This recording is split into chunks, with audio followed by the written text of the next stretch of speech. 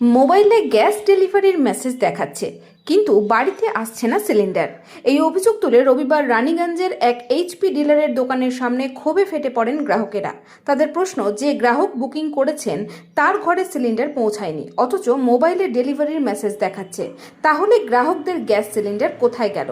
এ নিয়ে তীব্র ক্ষোভ দেখা গেল গ্রাহকদের মধ্যে। অভিযোগের তীর রানীগঞ্জের এইচপির এক গ্যাস ডিলার মিলন কান্তি মণ্ডলের বিরুদ্ধে।